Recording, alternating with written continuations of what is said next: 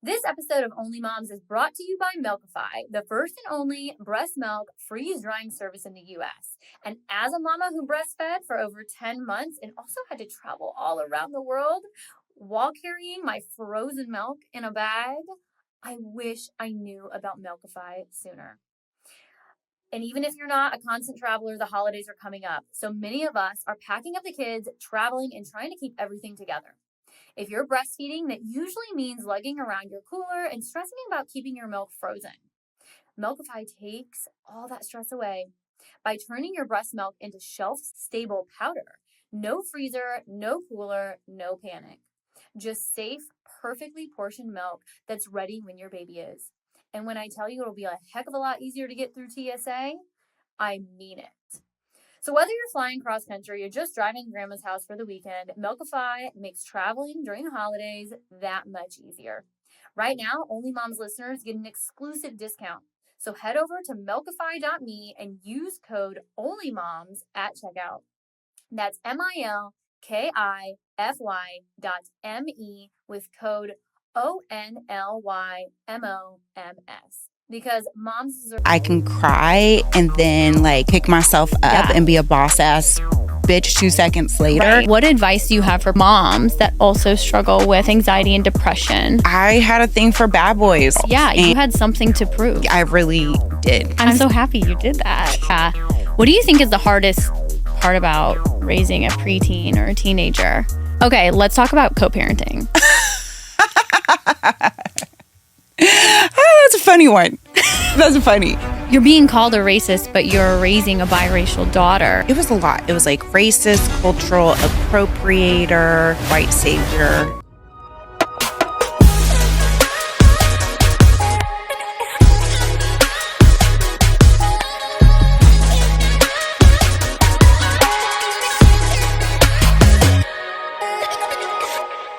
Hi, guys, and welcome back to the Only Moms podcast. I am so excited because today we have the one and only Rachel Roff, someone I am extremely excited to have on the podcast for many reasons, but one mostly because I've gotten to know you so well within, I'd say, the last year. We really have kind of dove in and created this little friendship together. And so let me tell y'all a little bit about this powerhouse. Rachel began her career as an esthetician and laser tech in 2004. Something like that. Holy a long shit. time ago. Founding Urban Skin Solutions in 2006, one of the industry's first medical spas specializing in treating skin of color. In 2010, she launched Urban Skin RX, an exclusive skincare line which has been used by celebrities like Tiana Taylor, SZA. Come on, girl. I should know that. My daughter, that's her, she's obsessed Is she? with her. Yes. Okay, all right. I got to get with it. And more. In 2019, she sold the spa to a physician, as well as achieved a notable 8-figure investment for Urban Skin RX, which to this day is available in over 5,000 retail doors, including Target and Ulta Beauty. Rachel recently retired from her position as CEO of Urban Skin RX to focus on family, mentorship, and preparing for her next business venture. Welcome to Only Moms. Thank you. I was so jealous when the first season came out and you didn't make space for me. So you're lucky I even said yes because I was salty. Girl, don't be salty. You know I was pregnant and crazy. That doesn't even count. That's funny. Right? I feel like my team put it all together and I was so grateful. And then by the time we grasped your attention and were about to book, I was about to pop. I remember. Yeah. And Kristen pulled me aside and she's like, so I understand the marketing behind wanting to go into labor on air. She's like, but I don't think this is good for your health. Oh, God. I was the same way. I worked till the last day of both of my pregnancies. Really? And went back just like you both times. Think Emil, my 1-year-old, within 3 weeks, and Rosie, I think, at 4 weeks. Wow. Yep. Wow. Was pregnancy easier the second time? No, it was actually harder. Harder. Yeah. Do you think that was because, every pregnancy is different, but you were obviously having a boy, which Rosie is a girl, your first child. I don't know. The first one, I was really sick to my stomach, threw up a million times a day, lost a lot of weight. But then once I got past that, it wasn't bad. And with a meal, threw up a lot like that, but my body just hurt so much until like the last minute. It was like, Wow. yeah, it was, I don't know if it was age or what, but Yeah. I was like in pain all the time. We just interviewed the CMO of SNU, and she is pregnant currently, and I think she's 41, 42, and she calls it her grandma pregnancy. Yeah, that's how I felt. Totally. And I had fire crotch. Do you know what fire crotch is? Oh, yeah, because I'm a runner, and so I had to finally stop when I started getting that. Oh, like my God. switch. Yeah, I would be like walking, like holding my belly, like hunched over, trying to keep, I guess, his head from hitting that nerve and making it feel like a knife was going up my vagina. Oh. Yeah, it was fun. So one reason I'm really excited to have you here is because if you go online and you Google and you look up and you listen to and read all of the interviews you've done in the past, it's just so centric around you being this boss ass bitch, which you are. I don't know about the bitch part. Okay, you're not a bitch, but you're just such a boss, and I feel like everyone knows the business, Rachel. And I almost want to peel back the onion and talk about your journey as a mother, what that has been like while you've built such a giant empire, building, stepping out of, right? Like all of the things. Totally. Yeah. And I think one thing that's important that I want to have the conversation first that a lot of people may not know about you is that you do struggle with anxiety and depression. Yeah, no, horrible. I actually go to this place in Charlotte called the Center for Anxiety and OCD. Oh, wow. Uh-huh. Yep. What do you do there?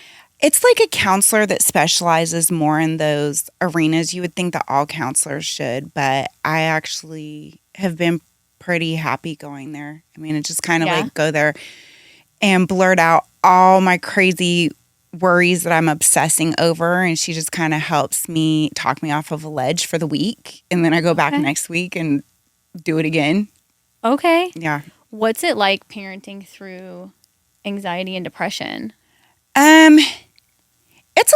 It can be a lot, especially in today's day and age. Like, I do struggle with a lot of anxiety about like school shootings to the point that I actually donated the exact amount of a salary for her school to hire an armed guard. Wow. And I would say, and then just like pairing the depression part, I think the first, maybe Rosie's 12, almost 13, probably up until about 3-4 years ago, I had this thing where I did not want her to see me cry because I just didn't ever want her to worry. And then I felt like I was doing her a disservice because the world is really hard and she's going to cry and she's going to feel it. But I also needed to set the example of like, I can cry and then like pick myself up and be a boss ass bitch 2 seconds later. Right. Welcome to season 2 of OnlyMoms. And I can't kick things off without giving a little treat to all of my favorites. So if you're new here, I founded a winery, co-founded actually with my business partner, Kristen Taylor, called MomJuice. And we're all about keeping the bullshit out of wine. So not only do we slap our ingredients on the back of the label, but we are also gluten-free, vegetarian. Yeah, not all wine is vegetarian, okay? You might just be drinking fish bladder, and that's fucking gross. Regardless, we're giving you 20% off today. So all you have to do is go to momjuicewine.com and at the end of your order, put in OnlyMoms as your discount code. And treat yourself, girl. And so I was like, I'm not really modeling for her realistic behavior. Oh, that's so good for you to recognize on your own because I also associated crying with weakness. Yep, totally. And so a lot of times I wouldn't want anyone to see me, not even my partners. Yep. Like, can't see me cry. It means I'm weak. I felt weak and way too vulnerable to do that publicly in front of anyone, public being one person, right? And it's such a great message to teach our children. No. I mean, I still feel conflicted at times. Like very recently, I was crying in front of my daughter and I always feel a twinge of guilt, but like, at least I'm not completely faking it anymore. And then, the next day it's like, Mom, are you okay? Yeah, it's a new day. Life goes on. We're going to get our Starbucks. We're going to put our hair in a ponytail, put some hoop earrings on and keep it moving. And move. Yep. What advice do you have for parents or moms that also struggle with anxiety and depression? I mean, get help. Yeah. I mean, I think there's still a lot of stigmas around medication, and I just encourage people to like not pick and choose where it's convenient when it comes to your like mental health, in terms of like if you're going to pop a Tylenol because you have a headache, like be open to the fact you might need something to help like your brain, deal with life.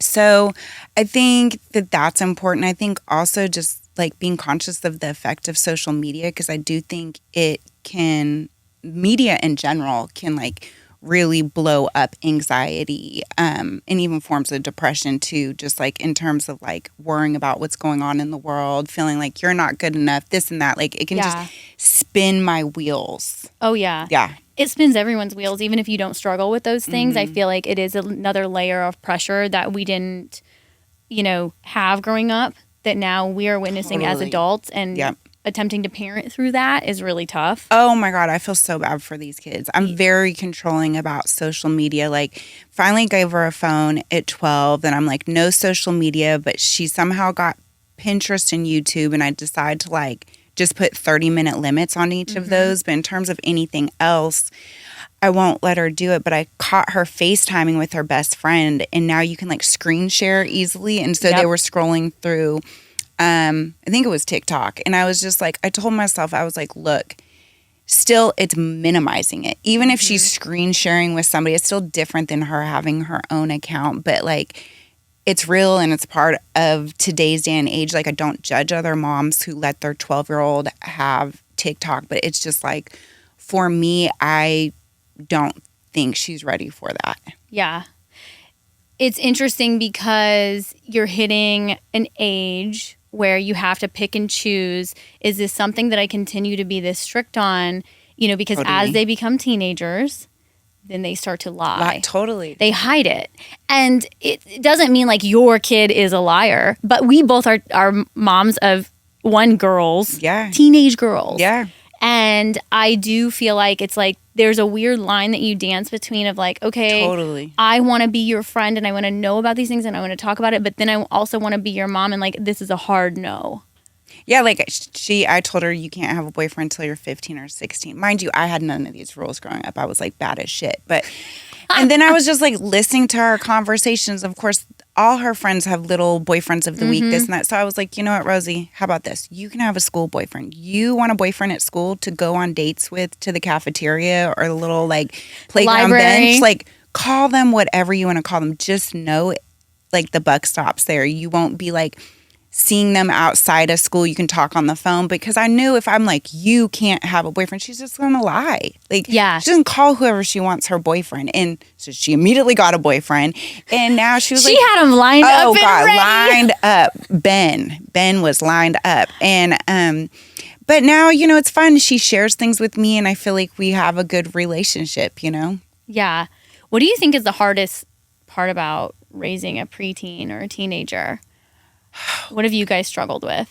What do I struggle with? I mean, probably for her being entitled and being appreciative, like from a financial aspect, like just have done really well, and she's reaped the benefits of that, of like having housekeepers and nannies and flying first class, and it's like whatever she wants, she gets. And so she doesn't really get that excited about stuff that I want her to. And so having to undo a little bit of that, plus just like being as busy as I would just do everything for her because it's easier than teaching her.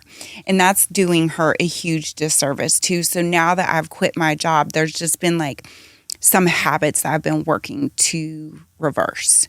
Do you have any pointers for that? Like, I know one of the things that I do with our daughter, it's like, she's very privileged, same situation. And it takes a whole day, but for her school clothes shopping, giving her a budget, like actually giving her the cash. And we have to go to every damn store in the mall for her to sit and like pick and choose. And it's like, they're all black leggings, but now she gets to go see the price of the ones at Lulu, Athleta, Old Navy, right, wherever it is. And her making those financial decisions. I felt like it really helped her learn the value of the dollar. Do you have any things I think that that's you're a great practicing? idea. I mean, right now we're in a good place about shopping because she's really into thrifting. Oh, that's fun. That's been a lot easier. But I just would say, I mean, like cleaning, I make her do all her own laundry. She can't get on her phone unless her room is clean by 8 o'clock. Like there's just like little rules. Also, I know this sounds horrible, but like her bathroom is clean for her. And so I make sure every summer that she deep cleans her bathroom because I don't want her to show up to college and be that roommate who doesn't know how to clean baseboards or like what it really takes to like deep clean a bathroom. And so little stuff like that. But she also gets straight A's. She's really respectful. And so I also try to let her know a lot of things that happen for her are because she's doing the right things. Yes, I agree. And I definitely try to change the things that they're allowed to have or get or do based on their grades. You know, they know if something falls Totally, on the grades, then we have it's a this no. thing where if she gets straight A's in all her core classes, which is 4 classes, she gets $400. If she does not get straight A's, then she gets $20 an A. So it's like such a huge difference between like one and the other. Yeah. So I like that. Do you make her clean her room before the cleaning lady comes? To a degree, yeah. I mean, and she keeps her room pretty clean now. She's gotten a lot more. I really dove into helping her manage her ADHD when I quit my job or resigned or retired or whatever it is. And luckily she like a lot of that work paid off and now she's pretty good about like wanting to keep her stuff clean. So you both have ADHD. Yep. And it is genetic. Wow. Yep. Did you see it in her pretty quickly? Immediately. Like at like 1 year old, she would like get these blank stares and like be like off in the distance. You're like, come back. Yep. Okay. Yep. What kind of help or communication to her around her ADD? Well, I was so scared to deal with it because I felt like if I got her diagnosed, which I knew she was going to have it, either one, she would feel really bad about herself, or two, she would use it as a crutch and then be like, when she did bad, it'd be like, well, what do you expect? I have ADHD, right. You know? And so, but then her teachers just kept being like, you need to deal with this. You need to deal with this. Okay. And then I was like scared. I didn't want to do the medicine thing, but got her diagnosed, came out. It wasn't like mild or moderate. It was like severe. And we ended up exploring medication. But she had a hard time with it, like really losing weight or hurting her stomach. And then I ended up hiring a tutor who specialized in ADHD. And I discovered that like dogs, children. Yeah. Like she really responds to positivity. And so the better she did in her classes, the more she would tune in and the more she would try. And so just like having her with more hands-on help helps her not tune out so much. And so she's not on any medicine right now because she's getting straight A's, but I'm always open to it if she feels like she needs it. Yeah. I like that you talk openly about being hesitant because I feel like a lot of us moms, when we see something, we're the first ones to notice shit in our children. Totally. And I feel like we need to take our gut reaction and act on it, or at least start getting that education and doing the research on what it would look like. And because oftentimes we're hesitant or we're like, yeah, I see this, but that's not real. Yeah, no, I love that. I think this is a good time for us to pause and take a cheers to raising teenage daughters. Oh gosh, we need like a couple bottles for that. I know. I have more at home. We can head there later. We are sipping on MomJuice Rosé. This is my favorite. Is it? Yeah, And definitely. Of course you've tried all of them. Yeah, all of them. But Why is it your favorite? What notes are you getting? Like a little bit floral. It's like not too sweet. I just like it. Yeah, she just likes it. I just like it. It could be a little more chilled. I feel like I had it chilled all morning, and then the drive here, it's so damn hot. And I will in take Charlotte. alcohol any which way. Let's dive into co-parenting. Yeah. Tell us about. I need have you guys seen the Sierra interview? Wait, No. let's do it again. Okay, do that. Let's talk about co-parenting. You've never seen that? No, but we're gonna remake that. When she was asked about co-parenting with Future, all she does is just laugh for like super long. That's perfect. Yeah. We're going to replay. We'll back that one up. I think, okay, so for our listeners, Rachel is a teenage mom, but also has a new son. I would love to have been a teenager. Do you consider 29 a teenage mom? No. So wait, according to you, that's great. I'm only, instead of 43, I'm 33. Yes. Rachel is a mother of a teenager, but you also have a 2-year. Is he will almost be 2? 2 in September. Okay. And I want to dive into that a bit later about parenting the opposite because I'm doing the same thing. Let's peel back the onion on co-parenting and Rosie's dad specifically. Yeah. What was that experience like for you? I know that you used to like bad boys. Yeah. No, he was the ultimate bad boy. You know, out of respect for my daughter, you know, I don't want to tell all his business, but I'll just put it this way. He was like, he was really good looking, really quiet, 6'6", you know, but definitely very, very different backgrounds. And so we were together off and on for some years, but really dysfunctional relationship. And then I ended up getting pregnant, ended up finding out in the middle of the pregnancy that he had a baby while we were together. Oh.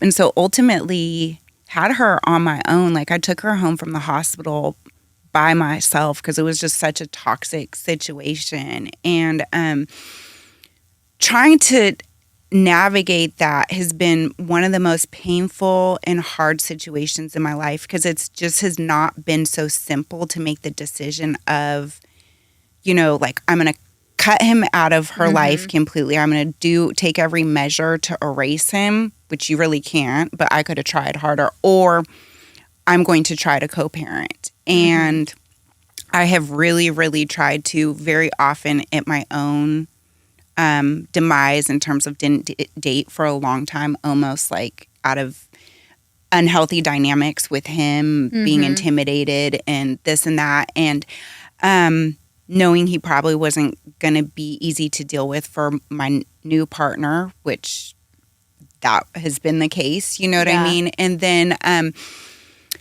just also there was a lot of just kind of being around him while she was there so I could control the situation and feel that the environment was what it needed to be. That's one thing people don't understand about co-parenting. And I feel like if you're walking into a situation where you would find yourself there, it's that you really are letting go of control. And for people that are a bit of control freaks like us, especially when it comes to your children, you can't control what happens with that other parent, how they parent them, what the rules are at their home. It truly is.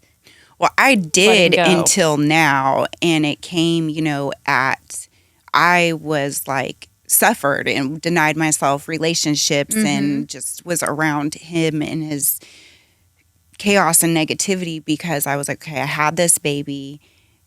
This is her dad, and I do want them to have a relationship, but I don't necessarily want them completely alone together. You know what I mean? So it's been very complicated. And then I would cover for him so much. And so out of all his kids, they have kind of one of the best relationships. And I think a lot of it is, you know, I just really wanted her to see him in the best light. But just if there's any advice I can give is I think, you know, you never speak negatively of the other parent to the child, but I also think you really are doing a disservice by covering for them because then you create a false identity, which they're only going to be let down from in the future. And so it's been a lot of learning lessons. I can tell you that, I mean, they're in a good place. Like we are now on a visitation schedule and he seems to have a great girlfriend and he seems a lot more stable, but I still just don't know. And I really have had to give it to God.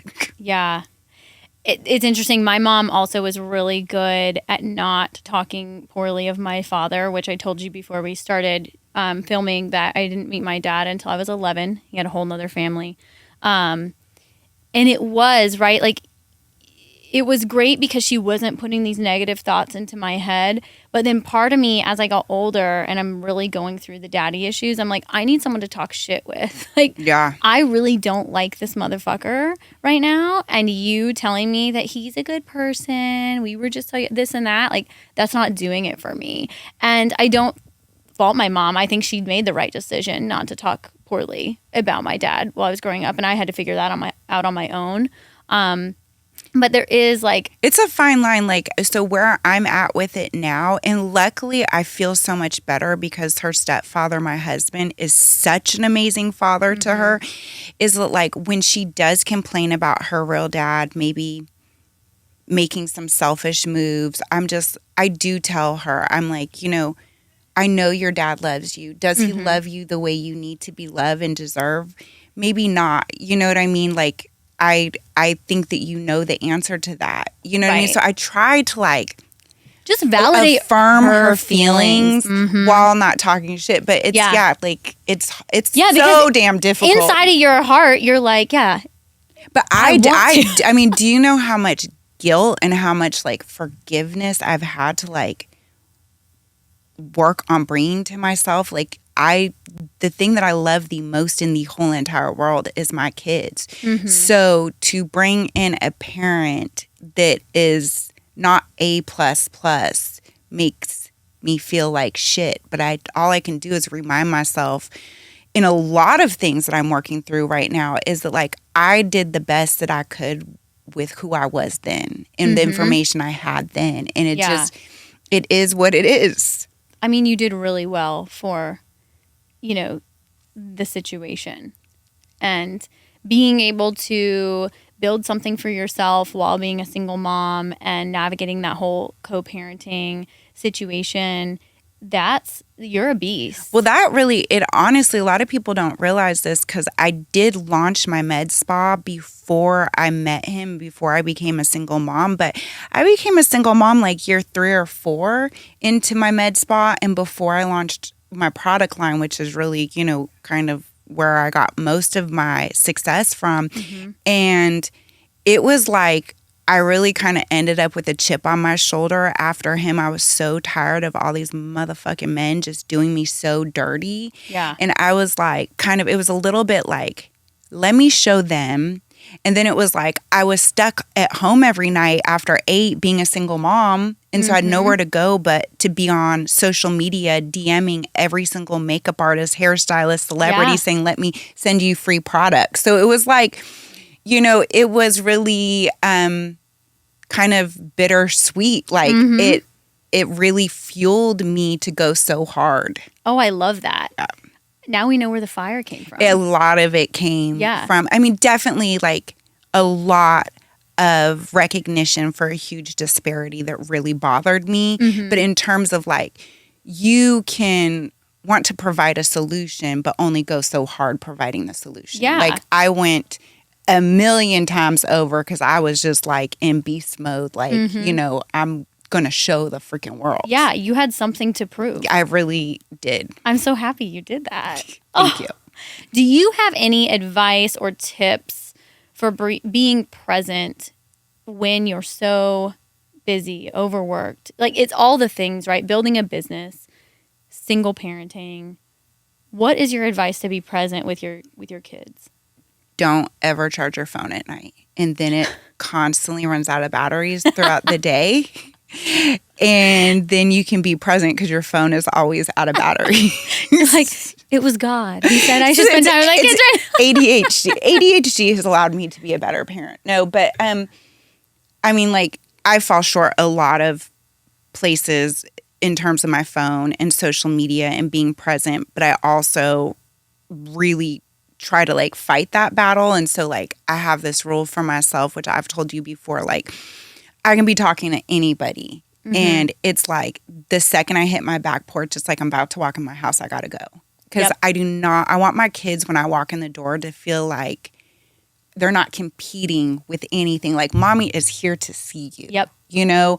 And then also like getting on their level a lot more. Like I noticed with Rosie, I would try to spend quality time with her by bringing her to do things I thought she would enjoy. Yeah. And then I like learned like she wanted to sit next to me and show me how she built her Roblox houses. Yeah. And she wanted to show me her Shein cart and like not really get a pedicure or manicure. And not that like for some girls that's how they, but like, so getting on their level and being present without your phone, I think is really important. Also family meals, which I'm still struggling with. Like I'm not the best at family meals. And if I can even get like 3 in a week, I feel like that's really important. I agree with you on that. Yep. I'm big on family meals and having that sit down dinner. Yeah. It's so important. And as they get older, they get used to it. And that's almost like your time to reconnect at the end of the day. I feel like especially with the amount that we travel. Yeah. You know, like reground everything. Totally. Yeah. And yeah, Rachel did give me that advice right after I gave birth. I was like, Rach, I can't figure it out. Where's the balance? And she's like, this is one piece of advice. And it is, as soon as I'm done working, it's like, okay, no later than 5:30, I'm putting this phone down for an hour. And whatever happens during that hour, you guys are going to have to wait. Totally. And I mean, another thing is we have not talked about my son at all. And for the record, which always feels so insane, I am not working and I have a nanny 50 hours a week. Yeah. And I could not feel like a more present and tired mom with him because Emil, bless his heart, super smart. But like right now, as of yesterday, I think he has a black eye.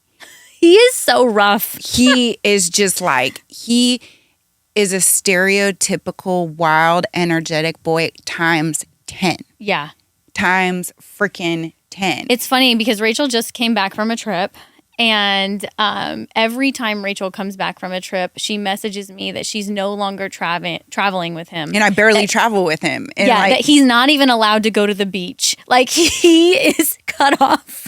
Yeah, he's just like, he's so smart and so sweet, but he's just so energetic and so rough. And so it's a lot. It's a lot experiencing that at 43. But yeah, it's like me and my nanny were changing his diaper together. Like on a regular basis, it's like it takes 2 people to change his diaper. It takes 2 people to freaking feed him. Yeah. Or else he'll just like do crazy shit. It's crazy. How is it parenting a teenager and then parenting It's hard because a toddler? It's nothing. There's nothing in common they can do together. And so it's like, you know, a typical day is like in the morning, I'm with him and his nanny. I'm like doing stuff with him, and then 1:45 I drive to go get her, and then I'm doing all of her stuff. Yeah. And it's very like I can't go to the park with both of them. She's such like a preteen or really even like a teenager, and is a really good sister, but she's not like, that's my baby. She's like past that point of like, oh, I want this little baby. She's just sweet to him. Like she can watch him and be safe, but she like doesn't want to be his babysitter. And so it's like constantly just changing gears, and it can be exhausting. It is. But I feel like I have the nanny with him so that I can be so present with him, and we can also make sure he doesn't get hurt. Yeah. I agree. It's when you're momming teenagers and then momming a toddler, it's momming times 2, right? Just today, it was like trying to schedule a play date for the toddler, and then also the twins are on a college visit, and it's completely different worlds. It is. Yeah. There's no, and I know all of this sounds so pretentious and so like first world problems, but at the end of the day, you know, I worked really hard. I didn't want any more kids. I told my younger husband, you know, if having another baby is a deal breaker, you know, I'll do it. But even if I retire from my job, I want a full-time nanny. And I thought it was going to be because I was going to be off drinking champagne and like getting my eyelashes done. And really all it's allowing me to do is actually just be better and keep him from getting hurt, and then also concentrate on helping my other daughter at the same time. No, I agree. I love our dynamics because we're complete opposite, right? Whereas I'm the step parent and the younger wife, and I'm the old wife. No, you are not the old wife. And the baby's mama. No, you're crazy. Old baby's mama. Did Javin tell you that was a non-negotiable? He needed you to have a baby? Mm-hmm. And you didn't think twice after that? No, it was a big deal. I was very like having Rosie and going through the things I went through with her father and being that single mom without the money and like the full-time nanny was like traumatizing. I was so effing tired. I was so burnt out. And so really did not want to do it again, but I could not imagine my life without a meal. I mean, thank God he is as wild as he is, because Javin doesn't want another one now. Oh, we were actually just talking about like if God came to us and was like, I'm going to give you the easiest baby that sleeps the best and you're going to have a good pregnancy, would you do it again? Of course. Like I would do it again because I love being a mom, but like that's not what's going to happen. Right. So nope, we're done. Nope, we're done. Oh my gosh. And my husband, you know, he, before meeting me, had told everyone he was never having kids again. And then he did not hesitate when I was like, no, I need at least one. Oh, he was like, yeah. Because he loves you. Let's do it. What do you admire about Javin as a stepdad? Oh, gosh, how selfless he is. Like, he, like, wants, like, Rosie is his child. Like, you can't tell him anything else, and he will spend his last dollar and drive his last mile to do anything for her. Like, is he a perfect parent? No, but does he treat her just like she is his own? Yes. Yeah. Yeah. And he's a fun dad. We parent differently because we have very different upbringings, you know. I'm very like politically correct, don't want to screw them up, don't want to say any like, you know, he might be like, you're being lazy. And I'm like, don't call her lazy. You're messing up her self-esteem. Right. You know what I mean? Like, so we just like he's like, you know, from East St. Louis and I'm from Chico, California. So it's just very different. Did you, when you started dating again, you know, you jump back into the dating world with a different set of standards. Now you have a daughter, right? Like, what's that going to look like? Could you had imagined what you wanted the stepfather of Rosie to look like? Yeah, it was just like him. Yeah. I mean, to this day, we do not have a perfect relationship. We have problems. You know what I mean? And I would say on those days that I'm like, yep, I'm calling the lawyer. It's like he is such a good dad. You know what I mean? And of course, there's more things about him I love than that. But like, I would say like the thing that by far like makes me forgive or makes me tolerate is what a great father he is. Yeah. Oh, I agree. If you have a baby daddy or husband that is a great dad, they get so much more leeway. Yeah. And I'm like, it's sexy. Yeah, no, I mean, we went half on this baby. When I tell you every other morning we switch, every other bath we switch. It's like, that's great. Yeah, he puts him to sleep at night, and that's not an easy feat. Like, you know what I mean? Like, we went half, and I go out of town, and he watches him. It's not like I'm like, oh, I got to get the nanny and this and that. Like, he can do it all. Mm-hmm. Yeah. I love that. Yeah.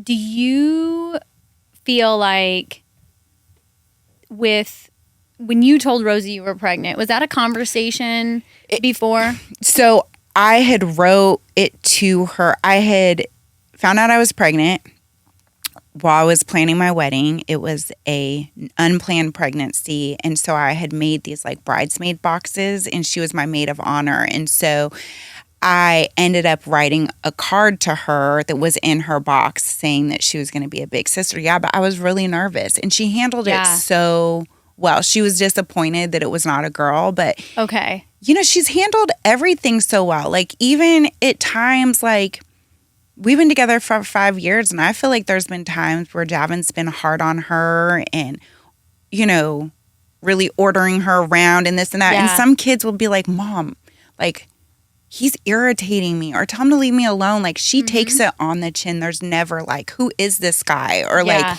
oh, why'd you have another baby? She is like, she might feel like that in her mind, but she doesn't express it. Yeah. In the step-parent community, it's called an ours child. And of course, before becoming a stepmom, I didn't know all of this. But I also had this huge pit of anxiety in me, you know, even talking about having a baby with the teenage kids. Yeah.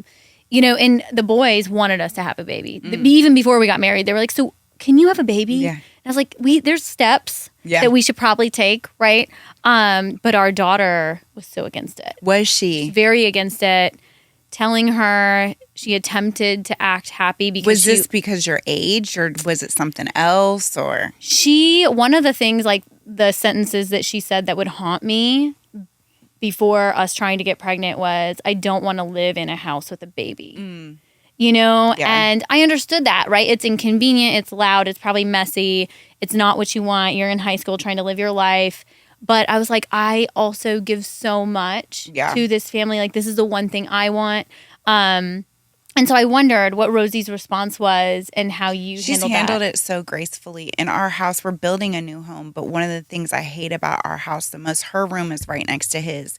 And he is the lightest sleeper, and getting him to go to sleep is very difficult. And so I'm talking like she can do the most normal thing, just like lightly shut her door, and it's too loud. And like I'm constantly like, be quiet, the baby's asleep. And like, don't open your closet door while he's sleeping. And like, you just did it. And she's like, she's never like, I'm miserable here. Or she's always like, okay. Yeah. So she's a love good that. girl. Yeah. Our daughter, of course, turned a corner, especially when she found out we were having a girl. And now they're best friends. No. You know, that I also have the similar situation of like, just I'll come downstairs and I start talking. They're like, shh, she's sleeping. I'm like, oh my God, okay. I'm so excited to not do that. I'm just praying. I just like, I'm building a bunk bedroom in the basement, literally for my daughter, because I want her to have all her friends over and scream and like jump up and down, and Emil be asleep and me just like not worry about anything. We strategically built the nursery in a quiet place. Yes. It's connected to the master suite so that we're downstairs, baby's downstairs. We're the ones that are inconvenienced and have to be quiet. Yeah. While the kids are upstairs and they can live their best lives. That's awesome. So I get where you're coming from with that. Okay, no, that's great. I'm so happy that, and it sounds like too, her not pushing back on Javin, it's a respect thing. Yeah, she is very respectful. But he also, puts forth the effort to be a good dad. He does, and she sees that. Yes, yeah, and they do. And I think that a lot of people, don't give kids enough credit. They see who you're dating. They see the partner you're bringing home. They see the effect it has on you. They see their efforts that are put in when you're there and not there towards them and building a family. And so I feel like that's totally a respect thing, and that's something we should applaud Javin on, that she doesn't push back because she knows that he's there for her as a father figure. He is. And he's like not the type of guy that's like in the streets and I'm like, why are you never home at night? Like he's always at home. I don't want to beat a dead horse. You're fine. Beat the horse. But let's beat the horse. I feel like there was a moment in your career where you would have seen it in the media. Everyone is calling you a racist. Yeah. Right? Yeah. And I want to, again, get that mother point of view. You're being called a racist while raising. It was a lot of it. I would say it was like 30%. It was a lot. It was like racist, cultural appropriator. Then there was like, there's a term, I think it's called white savior, where it's like, so for anybody who's not familiar with Urban Skin Rx specializes in melanin-rich skin. And so because I saw a need that was not being met, there was a huge disparity, not just in dermatology, but in like skin and laser treatments, more cosmetic. I was like, this is unjust. This affects so many people that I love. Like, let me tackle this. And where that white savior term comes in is just like, it's easy for me to do that because being Caucasian, I have like the privilege and the financial means to like be able to fill that need. And then I can take the glory of like, hey, I saved black skin. You know what I mean? And that does make like a lot of sense to me, but at the end of the day, I think choosing to be an ally of the melanin-rich community, and even more specifically, like the African-American community, you, again, like we've talked about throughout this show, it's like very hard to figure out a little bit, like, where do you stand? Because if I choose to ignore that disparity, I'm wrong and I'm part of the problem. And then it's like, if I choose to like fill it, I also am taking away somebody else, opportunity. Luckily, my perspective is there was enough opportunity for a lot of people because there's still such huge disparities as it relates to treating the needs of deeper skin tones, that I think that there's enough for a lot of people to try to participate in that. But it was, God, I mean, that and the situation with my child's father, I would say was the two hardest things I've ever gone through in my life. And to this day, I think changed me in good ways and bad ways. Okay. Yeah. You're being called a racist, but you're raising a biracial daughter. Which, was very interesting. So a lot of things kind of like led up to that really huge moment. But there was an Instagram exchange with a woman who I knew, which I think a lot of people didn't know that we knew each other. Yeah. Had called me out on her platform. It was like right after the George Floyd murder and a lot of rioting going on. I'm like within that week, and was just like, basically decided to use her platform to call out people that she felt like was part of the problem. And she basically said, here's this girl in the Charlotte community making all this money off of us and not doing anything for us. And so and then she said that I lied about my kids being Black. Okay, ladies, we've got an exciting sponsor for this episode, Tend Prenatal. If you're pregnant or planning to be, Tend Prenatal has you covered with their delicious, snackable prenatal vitamins made entirely from whole foods. No more choking down pills. Just grab a 10 bar and know you're getting all the essential nutrients your body and baby need. And because we love you, we're teamed up with Tend to offer you 15% off any order with the code ONLYMOMS, that's ONLYMOMS, at tendprenatal.com. Happy snacking. This episode is sponsored by Bay's Bayou Skincare. All right, where are all of my frustrated eczema people? This product is specifically for you. If you suffer with angry scalp concerns, seriously, they have you covered. You need to check out Bay Bayou Skincare. They're an award-winning product line where the probiotics and the Bayou herbs are combined to really soothe itchy scalp, improve skin textures, retain hair growth, and restore your skin confidence. The founder has scalp dermatitis herself, and she truly knows your pain. And I'm telling you, if one of your children or you suffer from this, you know how hard it is. The confidence, the itchiness, it's so uncomfortable. Anyways, they have leave-in treatments, shampoo, conditioner, and even facial products. You can get 20% off one-time purchases and subscriptions. So this is an Only Moms special. Use code BAYFORMOMS20! You can learn more and shop the entire line at baysbayouskinar.com. And we're going to link all of that in the show notes because I know it's a lot. Oh. And so I deal with negativity in social media all the time, and I've been trained through professional PR to obviously ignore it. Yeah. But there was something about bringing up my kids that was like, I can't ignore this. And my Javin sat there and he read it and he's like, don't answer back. And I was just like, yeah, I can't hear you. I can't hear you. I can't not. She said this about my kids. Yeah. So, yeah. Did Rosie know what was happening? Oh, yeah. I mean, it was a huge thing in my life. I don't think I could eat or drink for 3 days. Yeah. Wow. I mean, it was like, it's just, for me, being called a racist is like being called a pedophile, and then I have investors behind my company and they were really trying to dictate the way I responded, and I should have never responded. And so I was second guessing myself when people started telling me how to handle it from there on out. I started listening to everybody and to this day, I actually wish I would have kind of like publicly responded to what I was being accused of.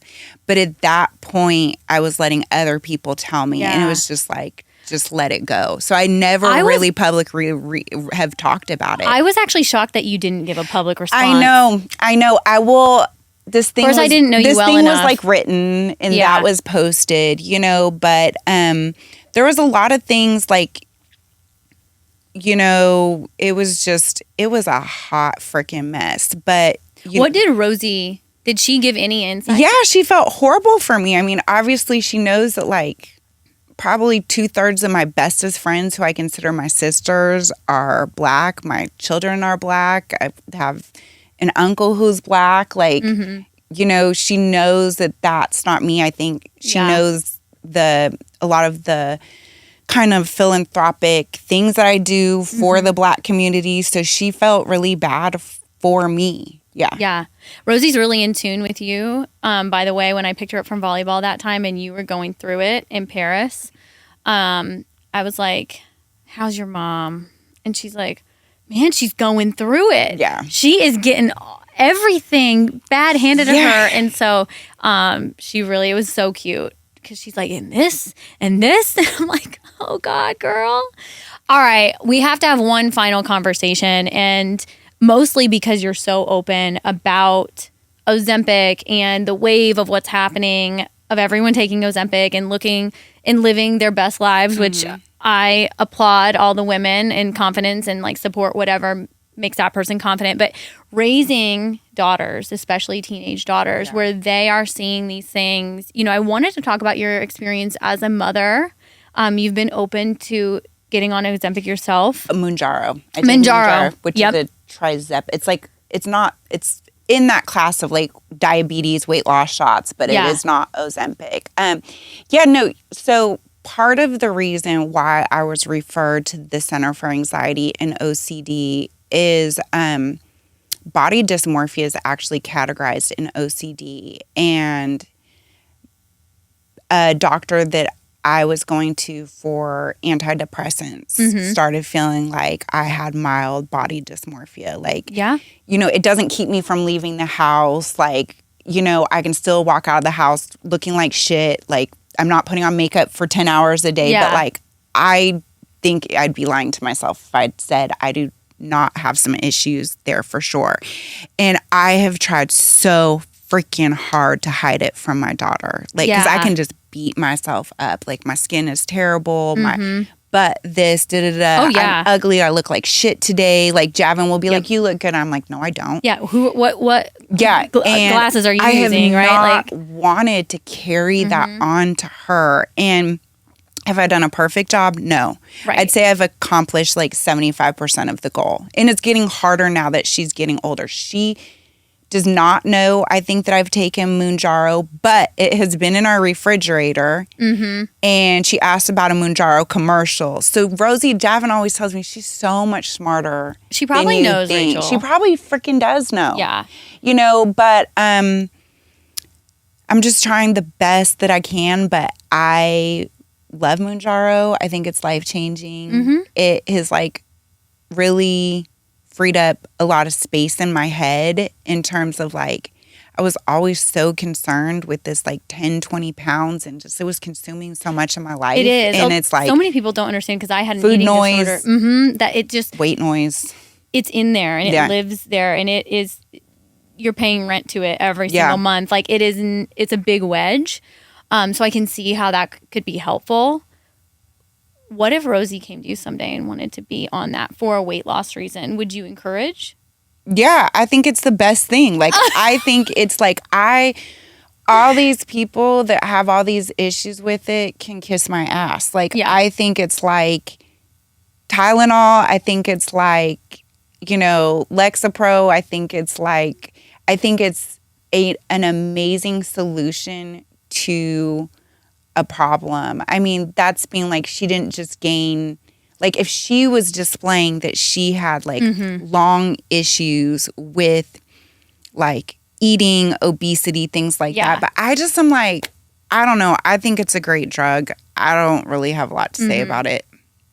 if she were to come to you and ask you why she saw it in the refrigerator, have you panned out what that conversation would look like? Yeah, because I mean, I think I'm at this like crossroads of, I think I have been lying to her about some different like cosmetic things, relationship things, dad things. And I think it is time for me to start becoming a little bit more clean with her, but it's a fine line. And I probably would be like, look, you know, I was carrying extra weight and got pregnant with Emil and wanted to feel really good on my wedding day. And this is what is considered a safe solution. And I chose to take it and I don't regret it. Yeah. But I like the honesty. And there is a point when they're old enough to receive information like that, depending on the topic, right? It's very topic dependent on when we start exposing them to the truth of some things. And I think I think honesty is the best answer. One of my favorite things about my mother was she was really solution oriented about like my skin. I had terrible acne. I had a lot of issues. And she wasn't like, your skin is terrible, but she was like, I'm going to make this a priority to help you. And Rosie had a lot of skin problems. And at a very young age, she went through puberty, got her period at like 9. And I am not like, when I notice a huge pimple on her face, I'm not like, oh my gosh, her face is breaking out. But I also am like, you know, when she talks about like, I'm like, yeah, we're going to try this and try that. Okay, that's not working. I think it's time we go to the dermatologist. Yeah. So it's like, I'm keeping my mouth shut in like on a daily, weekly basis, but I'm also being like solution oriented as well. I mean, another example I could give is she had some erosion of her enamel on her teeth where it like looks kind of stained and splotchy. And she admitted to me that she's very self-conscious about it. And so I don't feel like she's being unreasonable at this age. And I was like, well, it's not that bad, but I do see what you're talking about and we can consult with the dentist. And after a couple of trips, it's like they basically have said the only thing to fix it is veneers. And I'm like, okay, Rosie, you are too young for veneers, but we can talk about it again when you're 16. Some people would be like 16, why not 18, why not 21? And that's like, if it's still really bothering her at 16 and it's definitely, you can see it, and she seems to be a well-rounded, high self-esteem person, I'd probably let her freaking do it. I think my mom let me get my belly button pierced when I was in 7th grade. You know, like, and you turned out good. And I am. Look at you now, like, girl. I also took the piercing out. It's not even there anymore. I outgrew it. Yeah. But, you know, like there's some things that my mom was super strict. And then like, she's like, all right, you got straight A's. I guess I promised it to you when I was drunk. So I'm going to stick to my truth. You know, there's not a rule book to parenting. No, there's not. Rachel, thank you so much for being on today. I do want you to quickly tell everyone where they can find you. And we didn't get time to dive into your mentorship for entrepreneurs, but tell them where they can go to to see specifics on what you're offering. Go to therachelroff.com. I do offer paid coaching, which is more focused on what not to do than what to do. Plus, I'm not a gatekeeper. I give a lot of resources to people. But you can also book a free 15 to 20-minute appointment where you just bring like 1 to 3 questions, and I call it a mentor moment. And I mean, you can ask me anything and I'll try my best to like help you, give you an answer for free. I love that. Yeah. Cheers to what's next. And thank you for coming on today. Thank you. Yes.